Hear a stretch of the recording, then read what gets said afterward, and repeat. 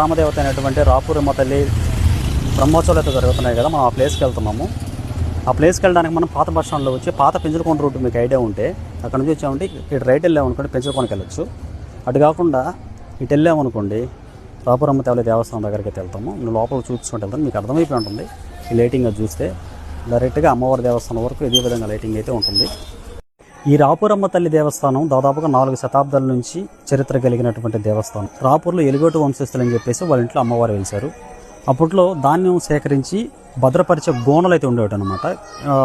ఎవరికైనా పాత వాళ్ళకి తెలుసుంటుంది, కొంతమందికి 90 కిడ్స్ కూడా తెలుసుంటుంది. ఈ గోనలు అని చెప్పేసి ఇంత ఎత్తుంటాయి, దాంట్లో ధాన్యం పోసేవాళ్ళు, భద్రపరిచేవాళ్ళు.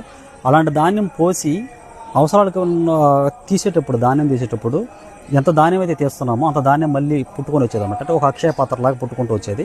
సో వాళ్ళు ఇదేంటని చెప్పేసి ఆ గోనని ఇట్లా బోర్లించి ఎత్తి చూస్తే అమ్మవారు 4 ఆయుధాలతో దర్శనమైతే ఇచ్చారు.